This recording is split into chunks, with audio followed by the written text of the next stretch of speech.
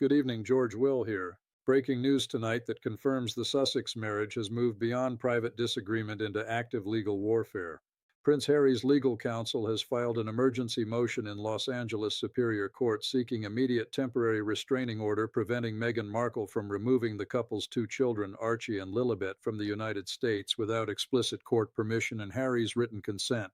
The motion filed January 14, 2026 under case number 26 STFL 00147 contains explosive allegations including claims that Meghan has obtained British passports for both children without Harry's knowledge, that she has been communicating with London real estate agents about properties near her former residence, and that she has made statements to multiple witnesses indicating her intention to relocate to England permanently with the children while leaving Harry in California. According to the sworn declaration submitted by Harry's attorney, these actions constitute attempted parental abduction under both California family law and international treaty provisions designed to prevent one parent from unilaterally taking children across international borders during custody disputes.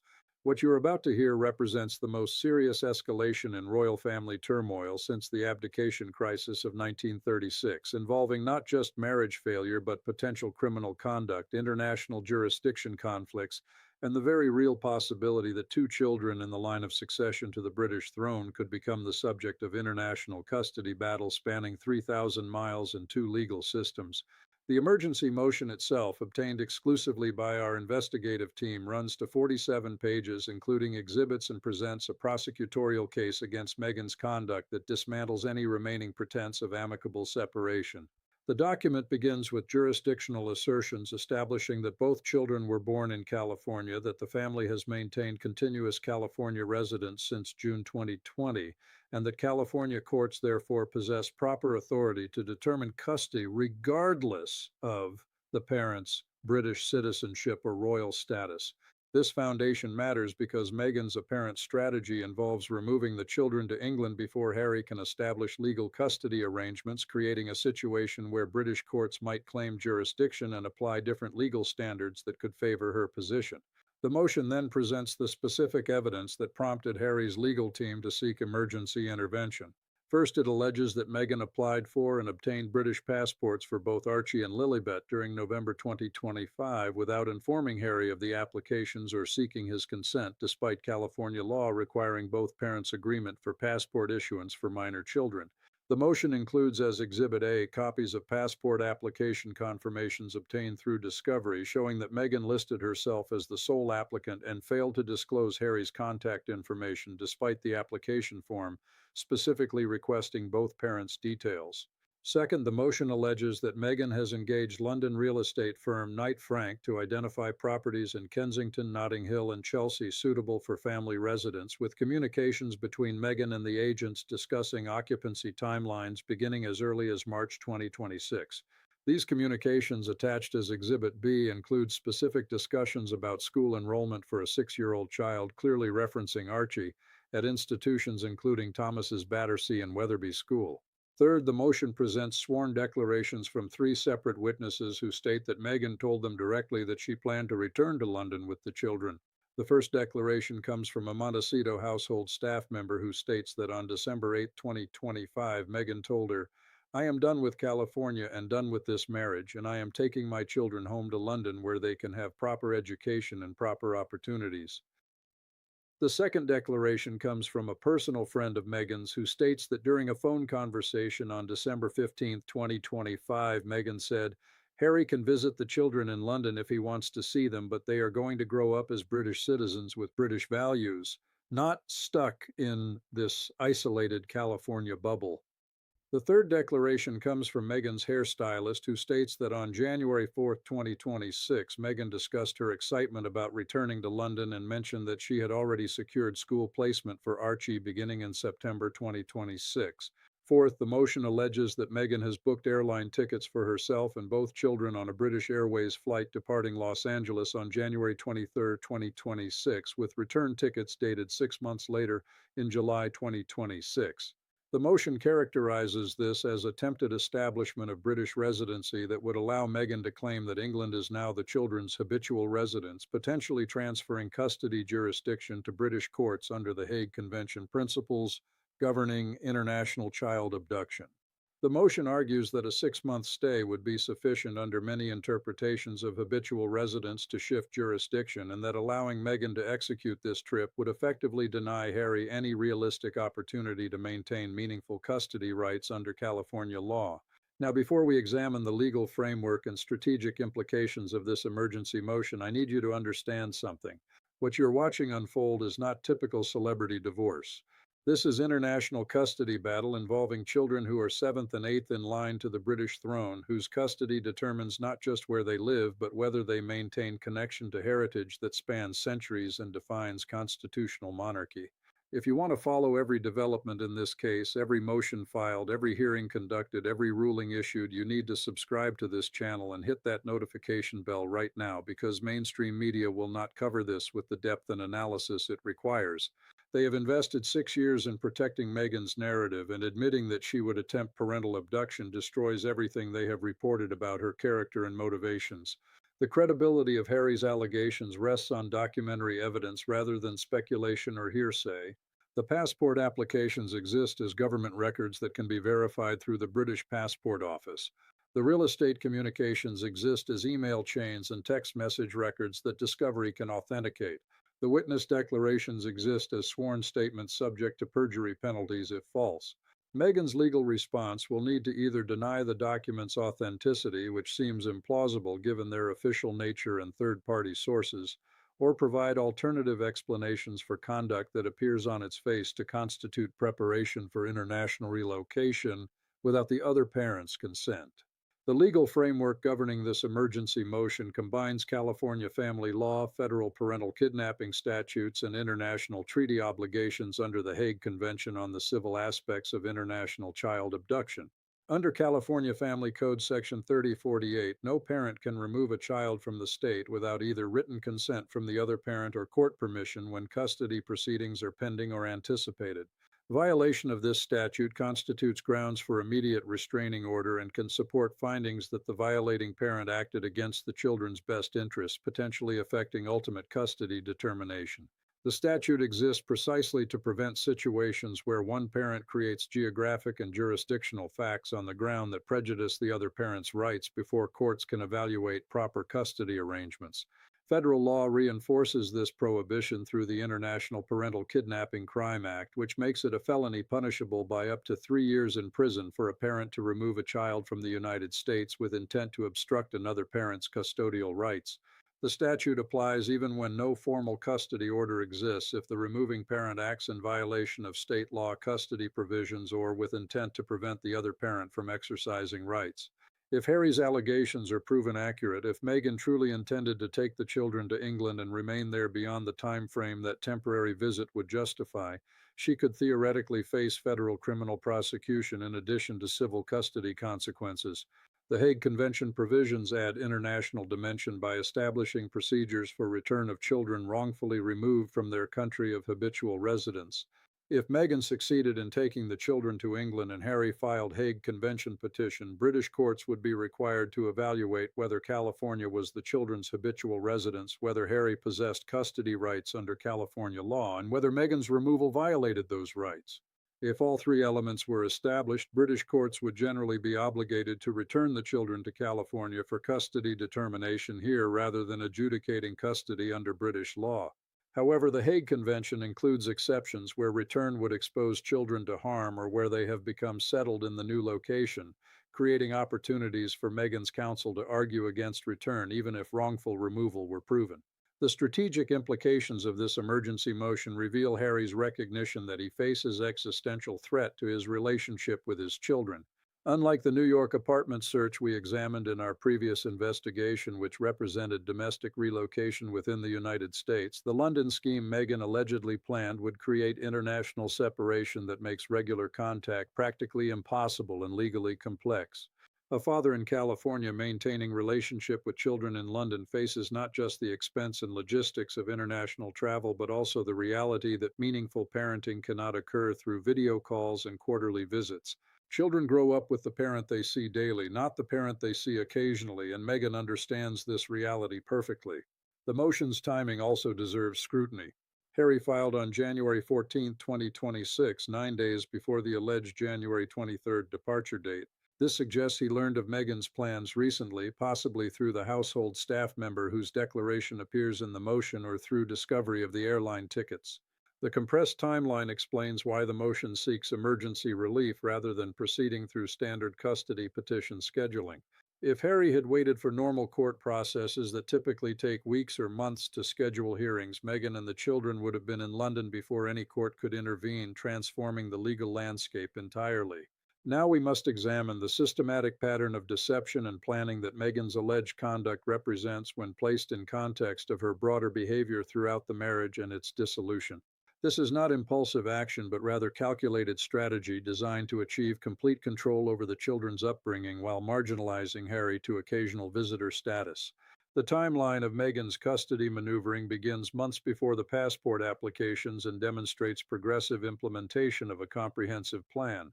In September 2025, Meghan began making solo trips to Los Angeles for meetings she characterized as business related, but which increasingly involved extended absences from Montecito and the children. During these absences, Harry served as primary caregiver, establishing routine and connection that Meghan's plan would sever. In October 2025, Meghan enrolled Archie in a Montecito preschool program but simultaneously made inquiries at London schools, maintaining dual options while evaluating which location better served her interests. In November 2025, while Harry traveled to London for remembrance ceremonies, Meghan used his absence to apply for the children's British passports, understanding that Harry could not discover or object to applications filed while he was overseas and unreachable. In December 2025, Meghan began discussing with friends her unhappiness in California and her desire to return to London, statements that seemed like emotional venting but actually served as narrative preparation for the relocation she was planning.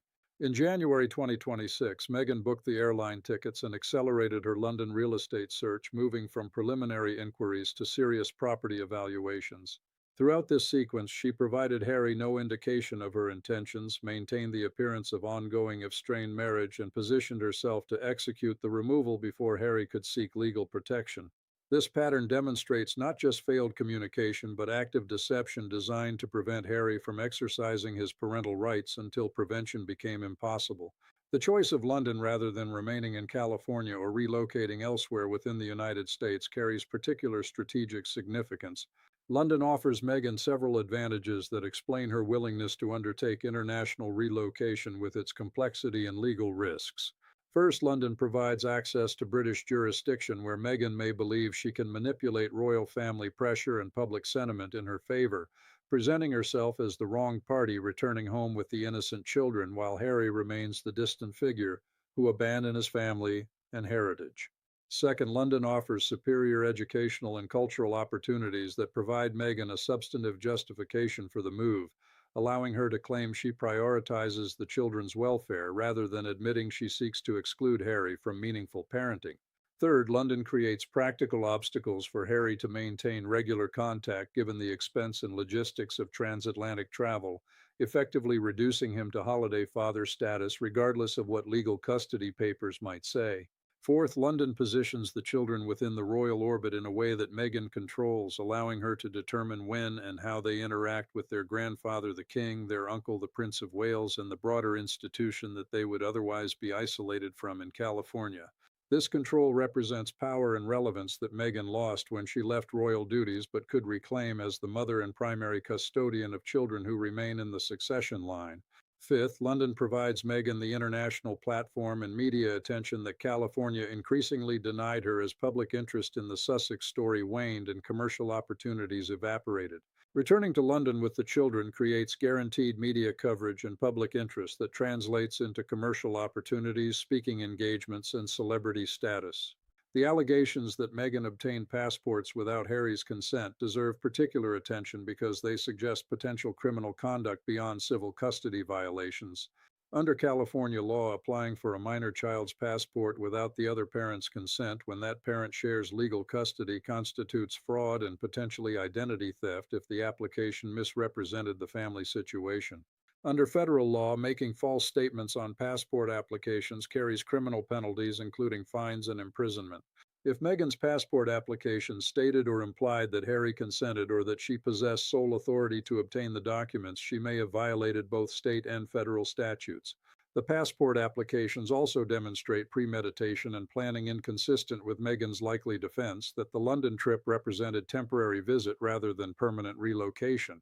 Parents do not obtain passports for young children months in advance of casual vacation travel.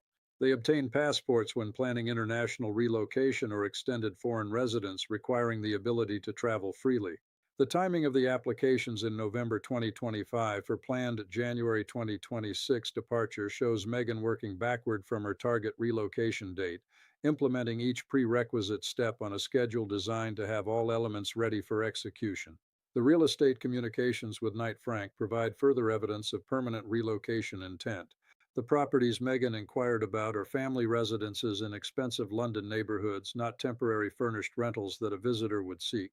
The discussions about school enrollment for September 2026 confirm that Meghan planned to remain in London at least through the beginning of the academic year and likely much longer. The focus on properties in Kensington, Notting Hill, and Chelsea reveals aspirations toward the social status and lifestyle that these exclusive areas represent, positioning Meghan and the children among London's elite rather than in neighborhoods where expatriate Americans typically reside. The witness declarations deserve careful evaluation because they will form the foundation of Harry's case if the motion proceeds to full hearing. The household staff member's statement carries particular weight because she has no apparent motive to fabricate, and her employment relationship with Meghan actually creates disincentive to testify against her employer. Staff who break confidentiality risk both immediate termination and industry-wide reputation damage that makes future employment difficult. Her willingness to provide sworn declaration suggests either that her conscience compelled truthfulness despite professional costs or that her employment had already been terminated for reasons that freed her to speak. Either interpretation supports her credibility. The personal friend statement presents more complex credibility questions because the friend's identity and relationship to Meghan will determine how much weight her testimony deserves. If this friend is someone Meghan confides in regularly and trusts with sensitive information, the statement carries substantial evidentiary value. If the friend is a more casual acquaintance or someone with whom Meghan's relationship has deteriorated, defense counsel will argue the statement reflects misunderstanding or malice rather than accurate reporting. The specific quotation attributed to Meghan that Harry can visit the children in London if he wants to see them demonstrates the kind of detail that supports authenticity because it captures phrasing and attitude that rings true to Meghan's established communication patterns. The hairstylist's statement might seem less probative because conversations during salon appointments often involve casual talk that should not be taken as definitive intent. However, the specific detail about secured school placement suggests substantive discussion rather than idle speculation. People do not typically lie to their hairstylists about major life decisions, and the service relationship creates confidential space where clients often share information they might not disclose elsewhere. The stylist's willingness to formalize that conversation into sworn declaration suggests she understood the seriousness of what Meghan revealed and recognized its legal significance when contacted by Harry's attorneys. The legal and practical consequences of this emergency motion extend far beyond the immediate question of whether Meghan can take the children to London in 9 days. The filing itself transforms the Sussex separation from private family matter into public legal proceedings subject to court jurisdiction, discovery rules, and evidentiary standards. Once Harry invoked judicial authority, both parties lost control over the timeline, the procedure, and potentially the outcome. The court, not the parents, will now determine custody arrangements based on legal standards regarding the children's best interests rather than the parents' preferences or convenience. The emergency motion also destroys any possibility of amicable divorce negotiation because it publicly accuses Meghan of planning parental abduction, characterizes her as willing to violate law to achieve her goals, and seeks court intervention to prevent conduct that Harry's lawyers argue constitutes criminal behavior. Meghan cannot negotiate cooperatively with someone who has formally accused her of attempting to kidnap their children, and Harry cannot trust someone whose alleged conduct demonstrated willingness to deceive and manipulate to exclude him from parenting. The adversarial positions are now locked in, and reconciliation or compromise becomes exponentially more difficult. The publicity consequences affect both parties but damage Meghan more severely because the allegations contradict the victim narrative she has constructed over 6 years. A woman who claims she left royal life seeking privacy and normalcy cannot easily explain why she then attempted to take her children to London, the very city she claimed was intolerable due to media pressure and institutional racism. A mother who presents herself as protective and child-focused cannot easily justify planning international relocation without the children's father's knowledge or consent. The emergency motion forces Meghan to defend conduct that appears indefensible, eroding the public sympathy she has carefully cultivated and potentially exposing her to criticism from audiences that previously supported her. The royal family consequences flow from the international custody battle playing out in public courts rather than private family negotiations. King Charles finds himself in the impossible position where his grandchildren, members of his family and in the line of succession, are the subject of legal proceedings alleging that their mother attempted to remove them from their father through deception and potential criminal conduct. Any public statement the palace makes risks inflaming the situation, yet silence appears to condone Meghan's alleged behavior or abandon Harry during crisis. The institution that prioritizes discretion and dignity now faces custody battle documented in court filings that anyone can read and that media will report extensively. Now we turn to scenario analysis, examining the possible pathways this emergency motion could follow and evaluating the likelihood of each outcome based on the evidence presented and the strategic positions each party occupies. Scenario 1 involves the court granting the emergency restraining order and Meghan complying by canceling the London trip. In this pathway, the judge reviews Harry's evidence, determines that substantial likelihood exists that Meghan planned permanent relocation rather than temporary visit, and issues the temporary restraining order preventing her from taking the children out of the country pending full custody hearing. Meghan, faced with court order, cancels the airline tickets, suspends the London real estate search, and withdraws the children's school applications. The parties proceed to custody litigation in California courts, which will evaluate the evidence and determine appropriate arrangements. This scenario represents the outcome Harry seeks through his emergency motion, establishing California jurisdiction and preventing Meghan from creating facts on the ground that would prejudice his rights. The probability of this scenario depends entirely on the judge's evaluation of Harry's evidence, but the documentary proof, including passport applications, real estate communications, witness declarations, and airline tickets, creates substantial basis for emergency relief. Scenario 2 involves the court denying the emergency motion and Meghan proceeding with the London trip as planned. In this pathway, the judge determines that Harry has not met the stringent burden required for emergency restraining orders, which typically demand showing of immediate and irreparable harm that cannot be addressed through normal legal processes. Meghan argues that she planned only temporary visit to explore educational options and maintain the children's connection to their British heritage, that she informed Harry of the trip verbally even if he claims otherwise, and that Harry's motion represents overreaction designed to harass her and gain tactical advantage in anticipated custody proceedings. The judge accepts or credits this explanation, denies the restraining order, and Meghan travels to London on January 23rd as scheduled. Once there, she either returns, as the tickets indicate, in July 2026, at which point Harry files full custody petition in California, or she remains indefinitely and Harry must pursue Hague Convention proceedings to attempt the children's return. This scenario gives Meghan the opportunity to execute her plan despite Harry's legal intervention, though it exposes her to potential criminal prosecution if her stated temporary visit becomes obvious permanent relocation. Scenario 3 involves the court issuing temporary restraining order pending further hearing, creating an intermediate holding pattern. In this pathway, the judge determines that Harry's evidence raises serious questions requiring full evaluation, but that emergency restraining order would be premature without giving Meghan opportunity to respond and present her own evidence. The court schedules an expedited hearing for January 20th or 21, allows both parties to submit additional declarations and evidence, and issues ruling before the January 23rd departure date. This scenario represents standard judicial practice when emergency motions present substantial allegations that require careful consideration. The outcome depends on what Meghan's response reveals and whether she can provide credible alternative explanations for the passport applications, real estate communications, witness statements, and airline tickets that Harry's motion presented. Scenario 4 involves Meghan voluntarily canceling the London trip while claiming it was always intended as temporary and that Harry's motion mischaracterized her plans. In this pathway, Meghan recognizes that proceeding with the trip now that Harry has filed legal objection would create optics disaster and provide evidence supporting his claims of attempted abduction. She cancels the January 23rd flight, releases a public statement explaining that she planned a visit to show the children their British heritage and explore educational options, that she fully intended to return, and that she is disappointed Harry chose legal warfare rather than cooperative co-parenting. This allows Meghan to avoid the immediate battle while preserving her narrative that she acted appropriately and Harry overreacted. However, this scenario requires Meghan to abandon what appears to be carefully planned relocation strategy, and the evidence Harry compiled, including the 6-month return tickets and school enrollment discussions, makes the temporary visit explanation difficult to sustain credibly. Scenario 5 involves settlement negotiations where Meghan agrees to remain in California in exchange for Harry accepting custody arrangements favorable to her. In this pathway, Harry's attorneys and Meghan's attorneys begin discussions aimed at resolving the dispute without protracted litigation.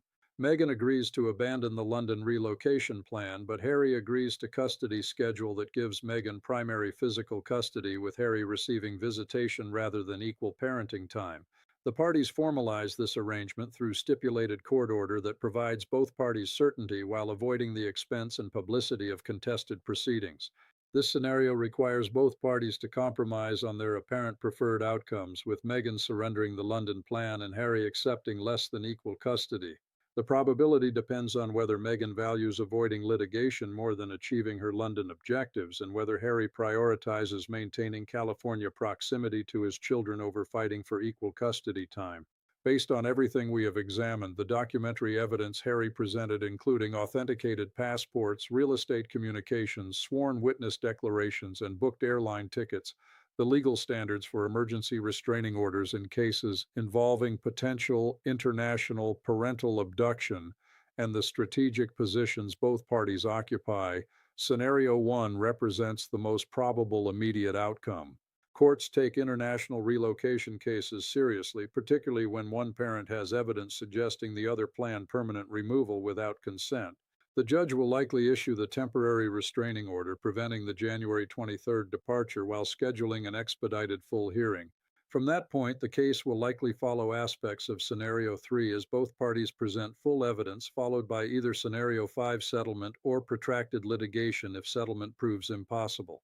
The next developments will occur rapidly as the court considers Harry's emergency motion.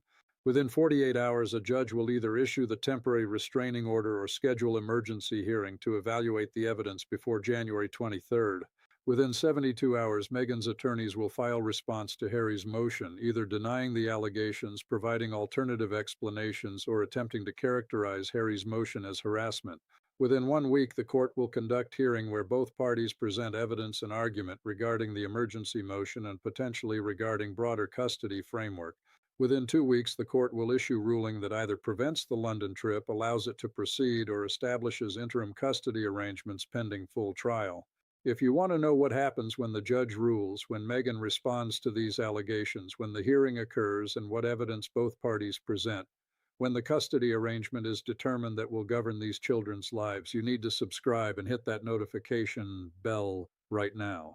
Type UK in the comments if you think Meghan should be allowed to take the children to London for educational opportunities and royal family connection. Type California if you think Harry is right to prevent international relocation that would separate him from his children. Or type equal if you think the court should order shared custody that keeps both parents meaningfully involved in the children's lives. Because what we have covered tonight is just the emergency motion dimension of this custody battle. The real question, the question that will determine whether Archie and Lilibet grow up knowing their father or simply visiting him occasionally, is whether Harry's evidence proves that Meghan planned parental abduction or whether her explanation of temporary visit will be credited. And that answer will come very soon, possibly within hours or days, as the court evaluates evidence that could result in criminal charges against a member of the royal family. I am George Will, and I will see you in the next investigation.